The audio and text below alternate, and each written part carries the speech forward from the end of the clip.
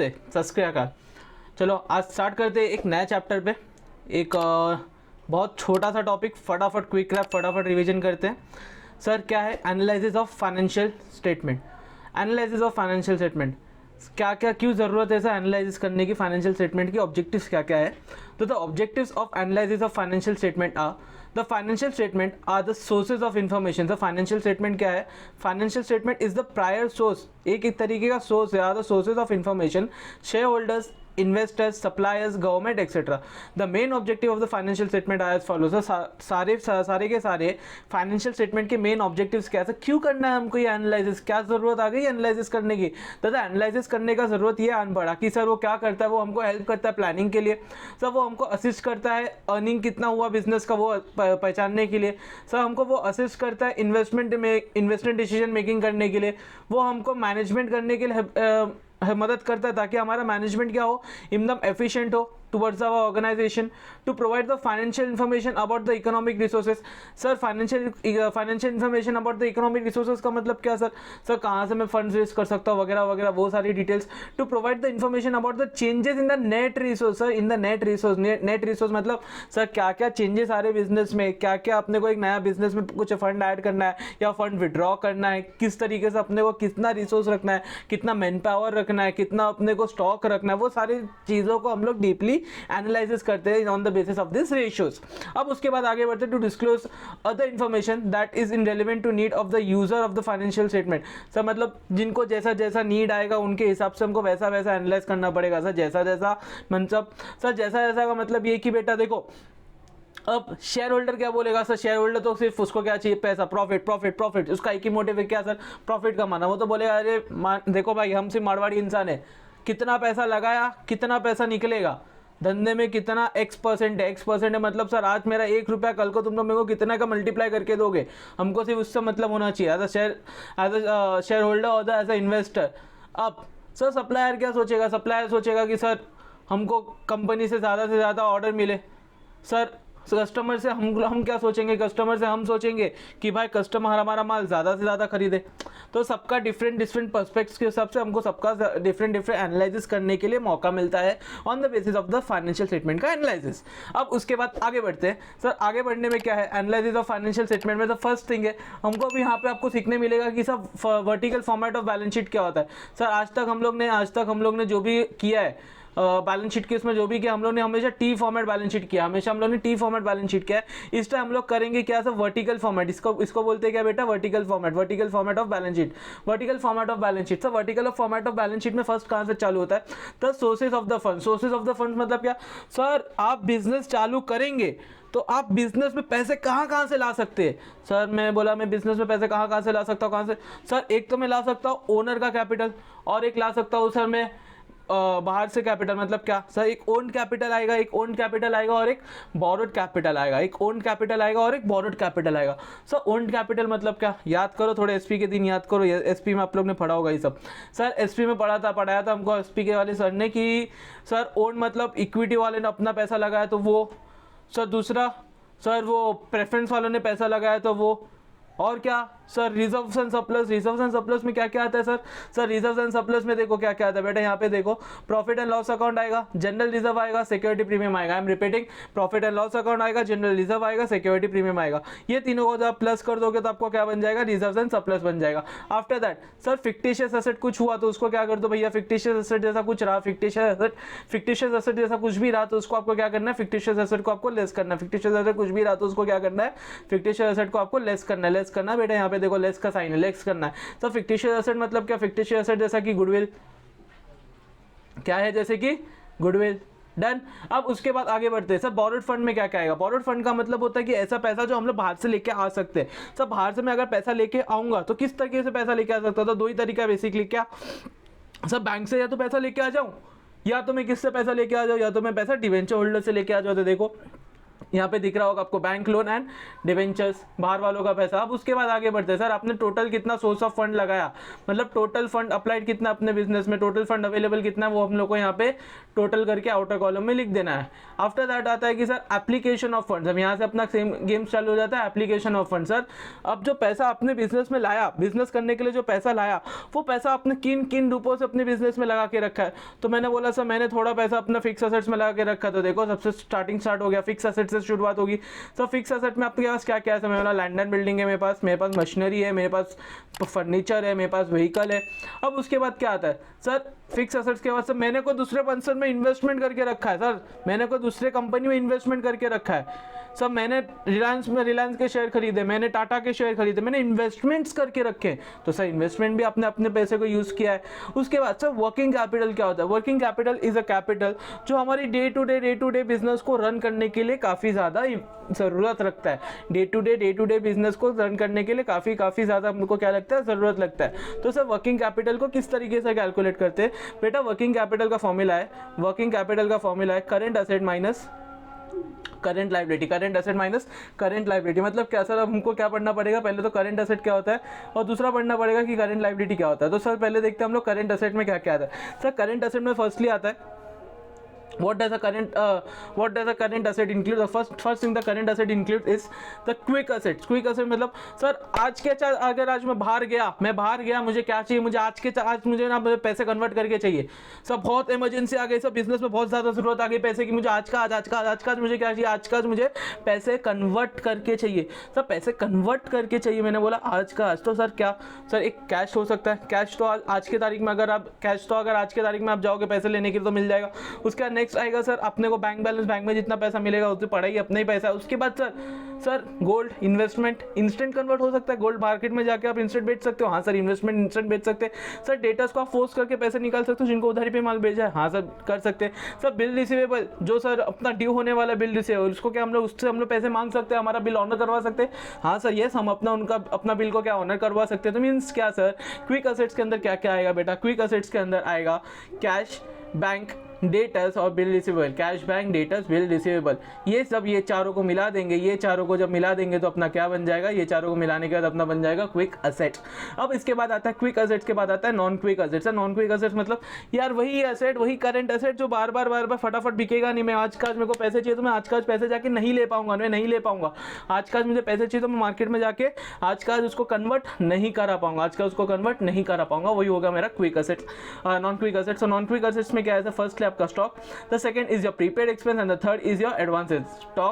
Stock prepaid expense and advances. Sir ये सब ये तीनों को भी मिला दूंगा तो मेरे को क्या मिलेगा, नॉन क्विक असेट्स हो गया सर, क्विक हो गया, नॉन क्विक हो गया। अब उसके बाद बढ़ते हैं करंट लाइबिलिटी भी अगेन दो तरीके के होंगे, क्विक लाइबिलिटी होगी और नॉन क्विक लाइबिलिटी होगी। क्विक लाइबिलिटी के अंदर क्या आएगा, quick liability will include the creditors, the outstanding expenses, the bills payable, the total of the current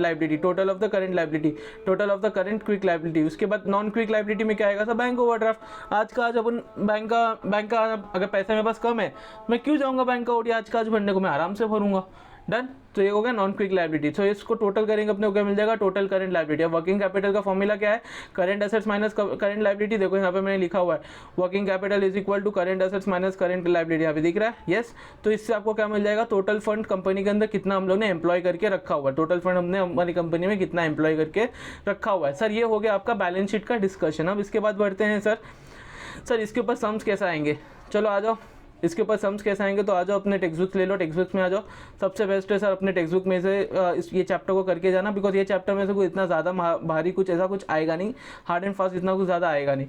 so come on page number 346 if I am not wrong. मेरा text book load हो रहा है, 2 second का time दीजिए। 2000 years later। सो आ जाओ अपने page number 344 पे, text book पे पेज नंबर 344। सर 344 पे आप आ गए होंगे। 344 पे हम लोग को स्टार्टिंग में सबको थ्योरी दे के रखा हुआ, ये ऑब्जेक्टिव्स हम लोग ने ऑलरेडी डिस्कस कर दिया। लिमिटेशन इतना इंपॉर्टेंट नहीं है तो मैंने उसको फॉर द टाइमिंग उसको साइड में रखा। ये vertical format of balance sheet हम लोग ने काफ़ी अच्छे से डिस्कस कर लिया। अब इसके बाद आगे बढ़ते हैं सर, आगे इस पे आ जाओ थोड़े बहुत सम्स में। सम्स किस तरीके से आएंगे बेटा, सम्स थोड़े डिस्कस कर लेते हैं। सम्स देखो बहुत सिंपल आएगा बेटा, आपको इतना कुछ हार्ड एंड फास्ट नहीं आएगा। आपको क्या दिया रहेगा सर, आपको आपके पेपर्स में ऑलरेडी आपको ये बैलेंस शीट बना के दिया होगा। ये आपका दोनों बैलेंस शीट है, आपको बैलेंस शीट बना के दिया होगा। आपको क्या करना रहेगा, आपको जस्ट बिकॉज उसको सिर्फ वर्टिकल फॉर्मेट में उसको कन्वर्ट करना रहेगा। अब वर्टिकल फॉर्मेट स्टार्ट कहाँ से होता है, सोर्सेज ऑफ फंड, तो मैंने भी लिख दिया सोर्सेज ऑफ फंड। उसके बाद लिखेंगे ओनर्स कैपिटल, तो सर जो यहाँ पे जो उसने कैपिटल देके रखा वही मेरा ओनर्स कैपिटल में आ जाएगा 50,000। उसके बाद आता है रिजर्व्स। रिजर्व्स भी किसका है सर, ओनर्स का ही, इसीलिए वो ओनर्स कैपिटल के अंदर ही ऐड हो जाएगा। सर फिक्टिशियस एसेट कुछ है नहीं, तो भी तो अपने को क्या करना पड़ेगा, लेस करना पड़ेगा। लेस करेंगे बट यहाँ पे लिखेंगे क्या, नील। यहाँ पे लिखेंगे क्या, नील। नील लिख दिया तो ऑटो कॉलम में कितना आ गया 65,000। 65,000 इज माई नेटवर्थ, तो मैंने इसको क्या कर दिया, नेटवर्थ में लिख दिया। आफ्टर दैट सर क्या है, बोरोड फंड। बोरोड फंड में क्या है सर, बाहर मैंने बैंक से लोन लेके रखा है, इधर दिख रहा है, ये दिख रहा है 12% लोन, बैंक लोन 12% लोन 30,000, तो मैंने बोरोड फंड 12% लोन 30,000 करके लिख दिया। सर आउटर कॉलम में कितना चला जाएगा, या टोटल कितना हो जाएगा 95,000। आफ्टर दैट मूविंग अहेड, इसके बाद क्या आएगा सर, अभी तो ये हो गया टोटल फंड अवेलेबल। अभी हम लोग क्या करेंगे, एप्लीकेशन ऑफ फंड। तो एप्लीकेशन ऑफ फंड में क्या आएगा, एप्लीकेशन ऑफ फंड में देखो आ गया होगा तुम्हारा फिक्स एसेट ऑलरेडी देके रखा होता 60,000। देखो देखो अपने बैलेंस शीट में 60,000।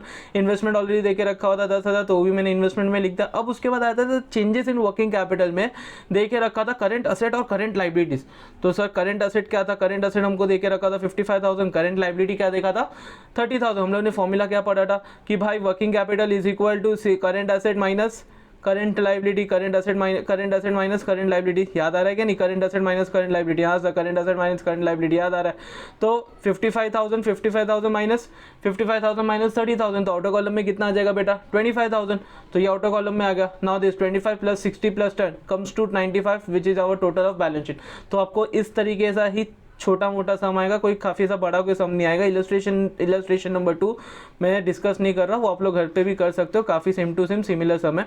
उसके बाद डायरेक्टली आ जाओ इलस्ट्रेशन नंबर 5 पे। Come to illustration number 5।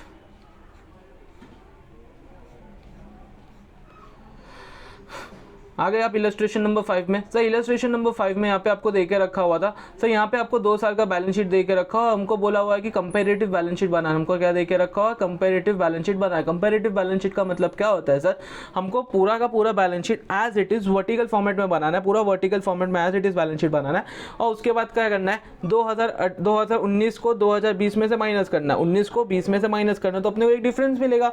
वो डिफरेंस लिख के उसके बाद क्या करना है, on the basis of 31 March 2019 considering as a base year, हमको उसका परसेंट निकालना। तो देखो यहाँ पे उन लोग ने कुछ सॉल्व किया होगा इलस्ट्रेशन नंबर 5 का। अगर मैं सोल्यूशन देखने जाता हूँ तो सोल्यूशन आपको यहाँ पे कुछ इस प्रकार से दिख रहा है। तो sources of fund, share capital, reserves and surplus, जैसा हम लोग ने लास्ट नंबर में भी लिखा था वैसा हम लोग ने लिख दिया।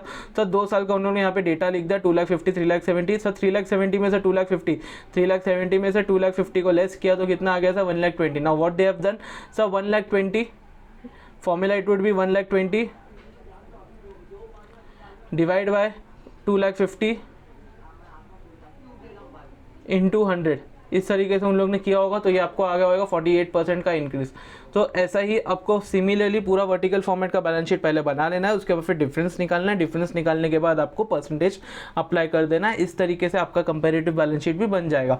अब उसके बाद एक आता है, एक और प्रकार का एक सम आता है इलस्ट्रेशन नंबर, जस्ट मोमेंट मैं आपको दिखा देता हूँ इलस्ट्रेशन कौन सा है, होल्ड करिए। कॉमन साइज बैलेंस शीट एक है,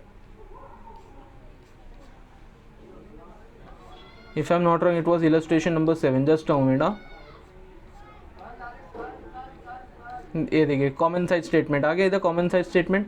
सर यहाँ पे कॉमन साइज स्टेटमेंट में आपको क्या करना पड़ता है सर, जब कंपेरेटिव बोलता है तो हम लोग डिफरेंस निकालते हैं। जब कॉमन साइज बैलेंस शीट बोलेंगे ना तो हम लोग क्या करेंगे, हम लोग same to same balance sheet, यहाँ पे आपको बैलेंस शीट दिया हुआ था, ये आपको पूरा बैलेंस शीट देके रखा, इसी को हम लोग क्या करेंगे, इसी को हम लोग कंपेरेटिव फॉर्म में कर देंगे। यहाँ पे देख रहे हो, यहाँ पे उन लोग ने क्या किया, यहाँ पे उन लोग ने वर्टिकल फॉर्मेट में इसको कर दिया। वर्टिकल करने के बाद उन लोग ने मांगा क्या था हमसे, क्वेश्चन डिमांड कर रहा था कॉमन साइज बैलेंस शीट, तो हम लोग इसी को as it is vertical format में, इसको पहले वर्टिकल फॉर्मेट में कन्वर्ट कर दिए। और वर्टिकल फॉर्मेट में कन्वर्ट करने के बाद क्या किया, हम लोग ने इसका परसेंटेज निकाला। सर परसेंटेज किस तरीके से निकालते हैं सर जी, परसेंटेज हम लोग ऐसा निकालते 9 लाख जो कि हमारा इक्विटी का अमाउंट है।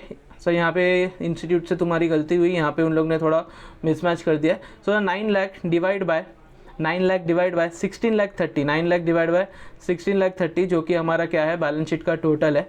तो जब आप करोगे इसको फर्दर कैलकुलेट करोगे तो इट वुड बी 55.22%। तो इस तरीके से आपको क्या करना है, इस तरीके से आपको कॉमन साइज बैलेंस शीट बनाना। तो हमने यहाँ अभी तक क्या क्या डिस्कस कर लिया sir. Vertical format of balance sheet क्या होता है, वर्टिकल फॉर्मेट में किस तरीके के सम्स आ सकते हैं हमको, एक तो सिर्फ नॉर्मल कन्वर्जन का सम आ सकता है, एक कंपेरेटिव का आ सकता है और एक लास्ट में आ सकता है कॉमन साइज। तीन तरीके के सम आ सकते हैं in the case of balance sheet. 3 तरीके का क्या, द फर्स्ट वन इज हमको एक नॉर्मल बैलेंस शीट कन्वर्ट करना है वर्टिकल फॉर्मेट में। द सेकेंड वन इज कि हमको आ सकता है कंपेरेटिव बैलेंस शीट, 2 साल का हमको डेटा दिया रहेगा, 2 साल के डेटा के बेस पे हमको डिफरेंस निकालना है। And after considering the difference we have to take out the percentage, और परसेंटेज निकालेंगे हमारा कंपेरेटिव डेटा भी बन जाएगा। एंड आफ्टर दैट लास्ट में हमको बोला हुआ है कि एक कॉमन साइज बैलेंस शीट, याद रखना बेटा कंपेरेटिव बैलेंस शीट में हम क्या करेंगे, डिफरेंस को डिवाइड करेंगे बेस ईयर से, जो सबसे जूना साल दिया रहेगा आपके क्वेश्चन में उससे हम लोग डिवाइड करेंगे। But in case of common size balance sheet हम क्या करेंगे, कॉमन साइज बैलेंस शीट जो यहाँ पे लास्ट में अभी हम लोगों ने डिस्कस किया था, कॉमन साइज बैलेंस शीट में हम क्या करेंगे, जो भी अमाउंट है, ये जो भी अमाउंट है उसको बैलेंस शीट के टोटल से डिवाइड करेंगे, जो भी अमाउंट है उसको बैलेंस शीट के टोटल से डिवाइड करेंगे। होप सो आपको यहाँ तक का समझ में आ गया होगा। तो बैलेंस शीट के केस में सिर्फ ये 3 तरीके के समझ बनते हैं। उसके बाद आगे आ जाते हैं सर इनकम स्टेटमेंट में। इनकम स्टेटमेंट में क्या क्या देके रखा होता है, इनकम स्टेटमेंट में आपको देके रखा रहेगा सेल्स सर। हम लोग हमेशा यहाँ पे देखो, हम लोग पहले भी जब करते तो नेट सेल्स लेते तो यहाँ पे भी अपने को क्या करना पड़ेगा, नेट सेल्स कैलकुलेट करना पड़ेगा। And after that less cost of goods sold, COGS निकालना। COGS निकालने के लिए क्या क्या लगेगा सर, ओपनिंग स्टॉक जो हम लोग ऑलरेडी पड़ा हुआ है, उसका जो परचेस वो ऐड होगा सर, वेजेस ऐड होगा, कैरेज इनवर्ड ऐड होगा, डायरेक्ट एक्सपेंस ऐड होगा। अब उसके बाद सर क्लोजिंग स्टॉक लेस होगा। क्लोजिंग स्टॉक लेस इसलिए हो रहा है क्योंकि भैया मैंने इतने का माल अपने बिजनेस में उतारा, ओपनिंग स्टॉक था, उसमें परचेज किया, उसमें कैरेज डाला, वेजेस डाला, सब डाला, सारे खर्चे को डाला, बट फिर भी मेरे पास एक छोटा सा अमाउंट, मेरे पास स्टॉक बच गया, मेरे पास वो छोटा सा अमाउंट क्या हो गया, स्टॉक बच गया। तो क्या मैं उसको कॉस्ट ऑफ गुड्स में ऐड कर सकता हूँ? नहीं बेटा, मैं कॉस्ट ऑफ गुड्स में उसको ऐड नहीं कर सकता। तो इसीलिए मुझे क्या करना पड़ेगा, COGS को क्या पड़ेगा, COGS में से क्लोजिंग स्टॉक को मुझे क्या करना पड़ेगा, माइनस करना पड़ेगा। आफ्टर दैट क्या आता है sir, net cost of goods sold हो गया। यहाँ पे आ गया आपको net cost of goods sold. हम लोग क्या करेंगे सर, सेल्स में से net cost of goods sold less करेंगे तो आपको क्या मिल जाएगा, ग्रॉस प्रॉफिट मिल जाएगा। क्या मिल जाएगा, ग्रॉस प्रॉफिट मिल जाएगा। क्या मिल जाएगा, ग्रॉस प्रॉफिट मिल जाएगा। याद रखना बेटा, ये जो तुम्हारा फॉर्मूला है that is sales rather than net sales minus COGS, ये आपका माइट भी आपको MCQ में भी पूछ सकते हैं। आफ्टर दैट उसके बाद आएगा less operating expense. Operating expense में सर 3 तरीके के एक्सपेंस आता है, एक एडमिन का खर्चा, एक फाइनेंस वालों का खर्चा और एक सेलिंग वालों का खर्चा। सर एडमिन का खर्चा, फाइनेंस वालों का खर्चा, सेलिंग वालों का खर्चा का मतलब क्या, एडमिन मतलब डे टू डे बिजनेस चलाने के लिए जो खर्चे लगते हैं वो एडमिन डिपार्टमेंट के खर्चे। उसके बाद क्या आता है, फाइनेंस का खर्चा, मैंने लोन लिया, इंटरेस्ट लिया, डिविडेंड पब्लिक से शेयर मार्केट से पैसे लिए तो उनको डिविडेंड देना पड़ेगा, उनको इंटरेस्ट देना पड़ेगा, सब फाइनेंस के खर्चा। उसके बाद सेलिंग का खर्चा मतलब क्या, सेलिंग का खर्चे का मतलब बेटा कि भाई हमको हमारा माल बेचने के लिए जो खर्चा लगा सर, होल्डिंग लगाया, बैनर छपवाया सर, पैम्पलेट बंटवाया सर, सबको फ्री में गुड्स बेचा, सबको फ्री में गुड्स टेस्ट करवाया, ये सब जो खर्चे, ये सब एडवर्टाइजमेंट का जो खर्चे उसको बोला जाता है सेलिंग एक्सपेंस। अब इसके बाद ये सारे एक्सपेंस को हम लोग टोटल करेंगे तो आ जाएगा total operating expense. Sir total operating expense को हम लोग ग्रॉस प्रॉफिट में से लेस करेंगे तो अपने को आ जाएगा ऑपरेटिंग प्रॉफिट। ये क्या आ जाएगा, ऑपरेटिंग प्रॉफिट। उसके बाद हम लोग ऐड करेंगे नॉन ऑपरेटिंग प्रॉफिट। मतलब नॉन ऑपरेटिंग इनकम का मतलब क्या सर, नॉन ऑपरेटिंग इनकम का मतलब कभी कभार आने वाला पैसा। सर लॉटरी जीत गया, चिट फंड जीत गया, तो सर क्या आ गया, नॉन ऑपरेटिंग, कभी कभार आ गया। रोज लॉटरी जीतेगा क्या, रोज महालक्ष्मी में जाएगा लॉटरी खरीदने के लिए? नहीं, आज जीत गया, कल नहीं जीता तो सर उसके बाद सर ऑपरेटिंग के लिए आपका एक्सपेंस क्या लगेगा, नॉन ऑपरेटिंग के लिए? सर वो लॉटरी खरीदा तो लॉटरी खरीदने के लिए पैसे भी तो दिए होंगे, फ्री में कोई लॉटरी टिकट देगा क्या? नहीं सर, तो नॉन ऑपरेटिंग का आपके लिए खर्चा भी लगा, तो non operating income, non operating expense. उसके बाद लास्ट में आता है टैक्स। हम लोग क्या करेंगे, टैक्स को क्या करेंगे, लेस करेंगे। सर किसमें से टैक्स को लेस करेंगे, नेट प्रॉफिट बिफोर टैक्स में से। किसमें से लेस करेंगे, नेट प्रॉफिट बिफोर टैक्स में से। तो हमको क्या मिल जाएगा, net profit after tax, NPAT, net profit after tax. Done, यहाँ तक हो गया आपका। अब उसके बाद आगे बढ़ते हैं सर, उसके बाद आगे बढ़ते भी सम्स किस तरीके से आएंगे। तो बेटा आपको सम्स, आपको अगर आपके में इलस्ट्रेशन आपके टेक्स्ट बुक में आ जाओ तो टेक्स्ट बुक में again we are going to come on page number,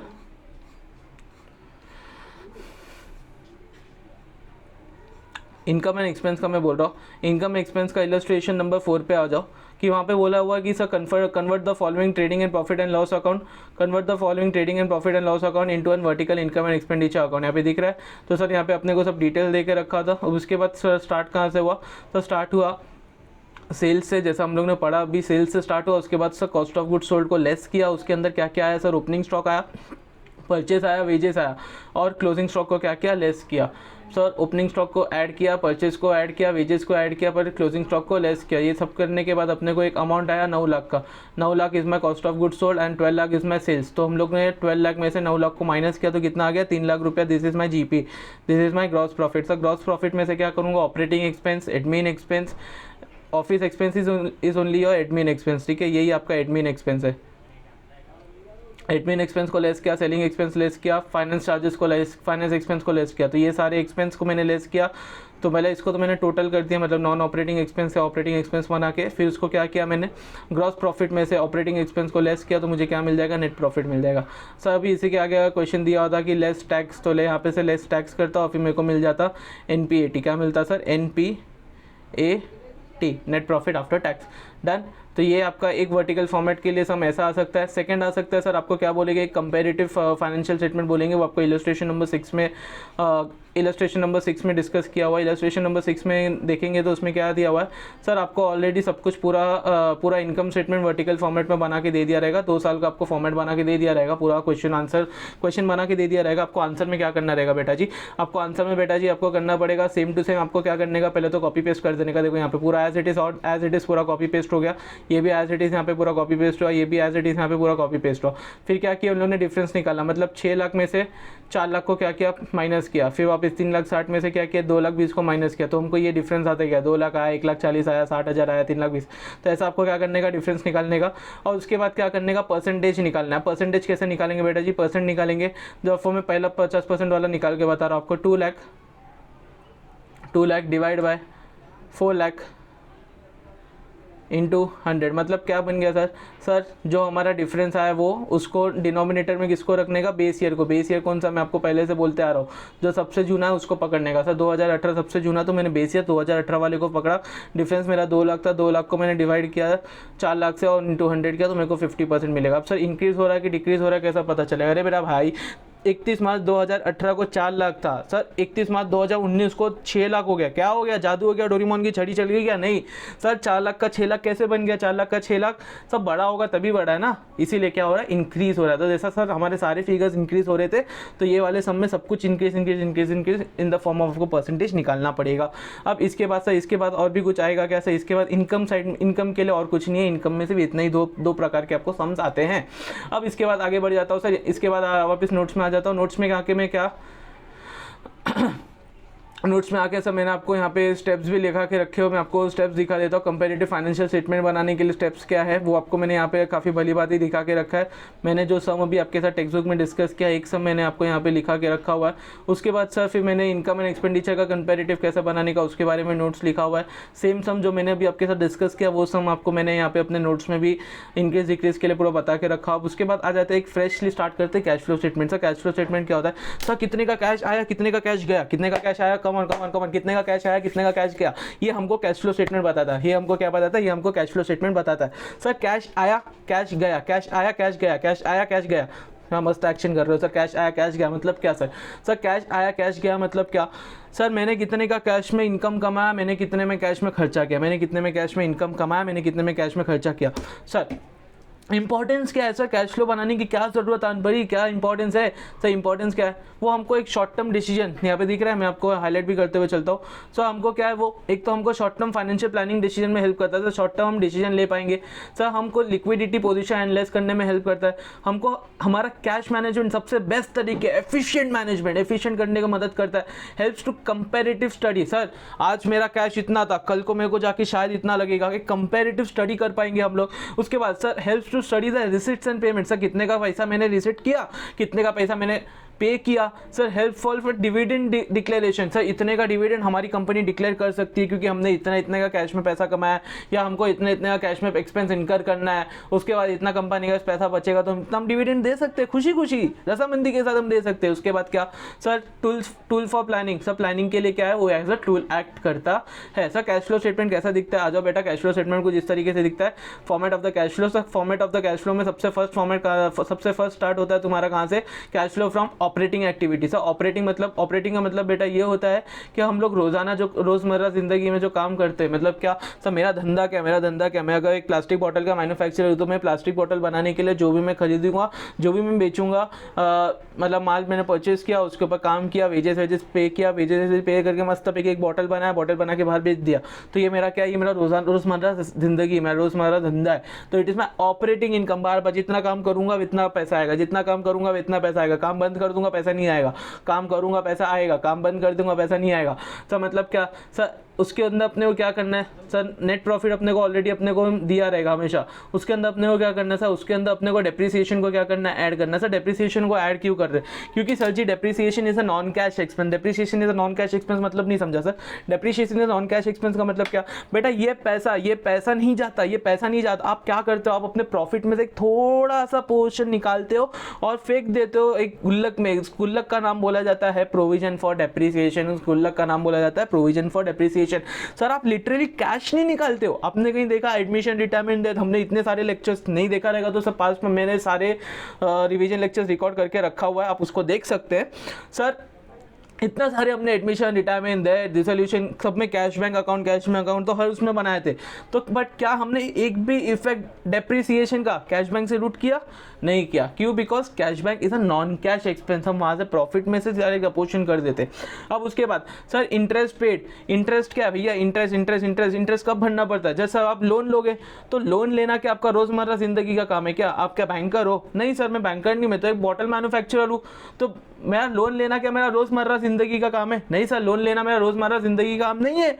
तो सर लोन लेना मेरा रोज का काम नहीं है, तो क्या इंटरेस्ट पेड जो हमारे पीएनएल में आ चुका है, डेबिट हो चुका है, माइनस हो चुका है, उसको रखना सही चाहिए क्या सर, नहीं चाहिए, उसको रखना नहीं चाहिए। क्यों sir, it is a element of financing activity, it is a element of financing activity, it is a element of financing activity. देखो नीचे अगर मैं आपको दिखा भी दूं सर, फाइनेंसिंग एक्टिविटी के अंदर एक लेस वाले एलिमेंट में दिख रहा होगा इंटरेस्ट और डिविडेंड पेड, इंटरेस्ट और डिविडेंड पेड। यहाँ पे डालोगे तो सर चलेगा, पर वहाँ पे डालोगे तो वो ऑपरेटिंग नेचर का नहीं है, इसीलिए हम उसको ऐड कर रहे हैं।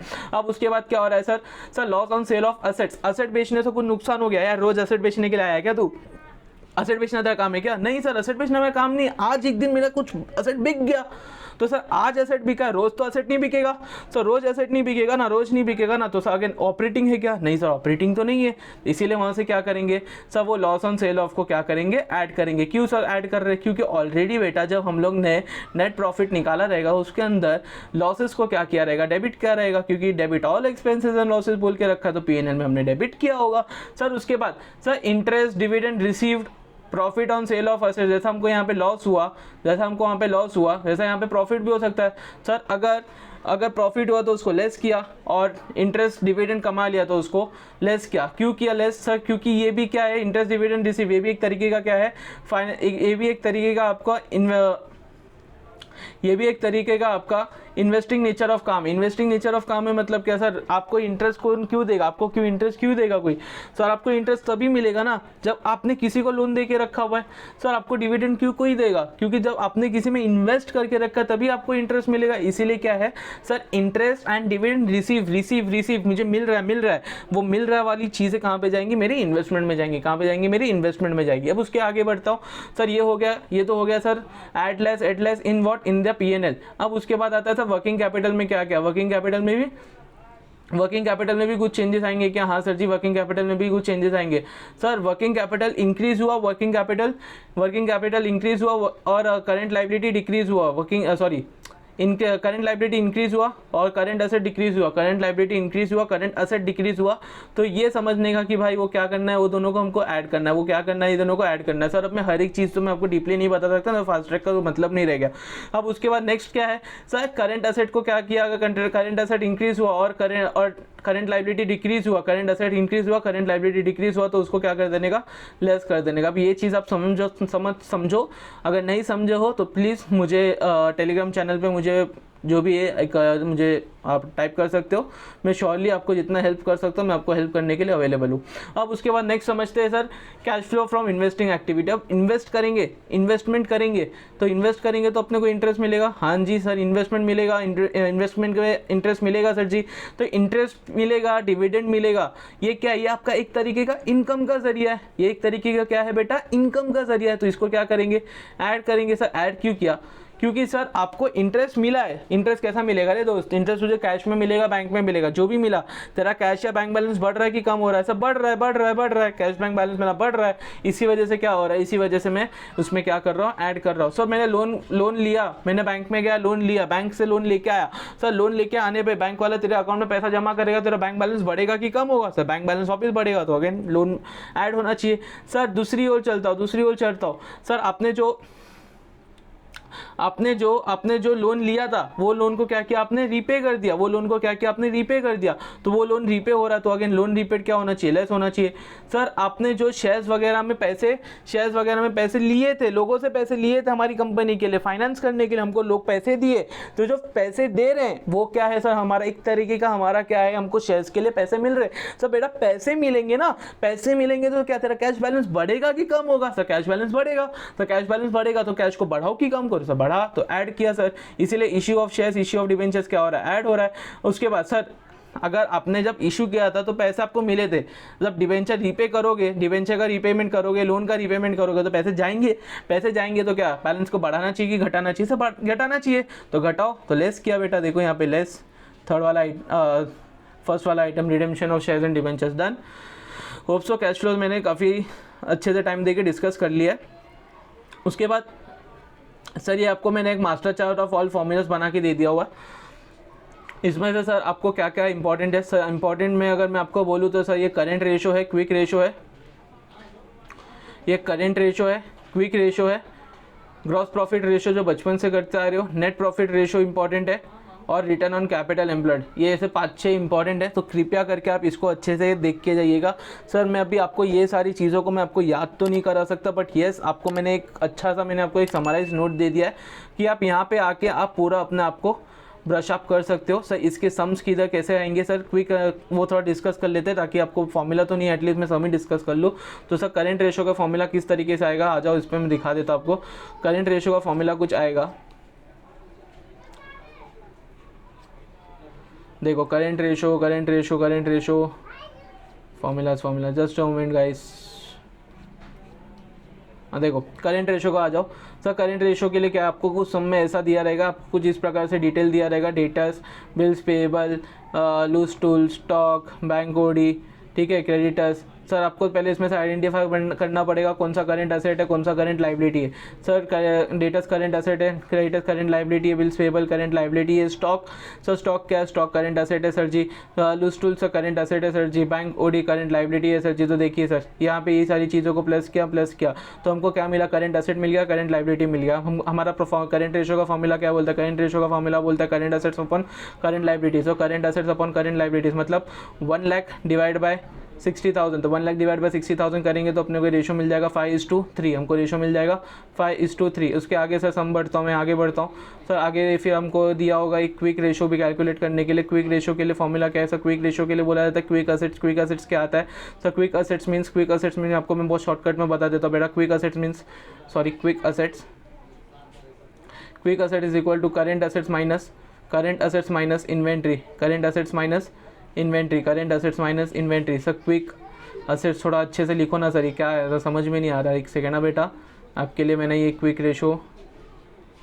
क्विक असेट्स मैंने काफ़ी अच्छे से लिख भी दिया, ये लो, ठीक है। Quick asset is equal to current assets minus inventory.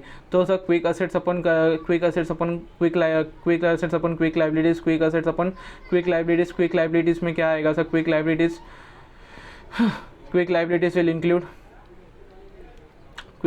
Will include current liability minus bank OD, current liability minus bank OD अगर ओवरड्राफ्ट रहेगा तो ये आएगा। तो sir quick ratio is equal to current assets upon current liabilities, यहाँ पे हम लोगों ने फॉर्मूला देखा हुआ। तो यहाँ पे हम लोगों ने कैलकुलेशन क्या आया आंसर हम लोगों को 4.6:1, 4.6 या 46:10 आ गया। डन।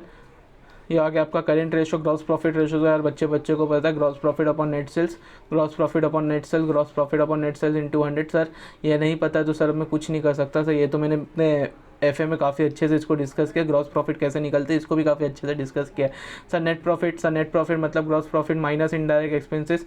तो जो भी नेट प्रॉफिट में जो भी एलिमेंट आएगा जैसे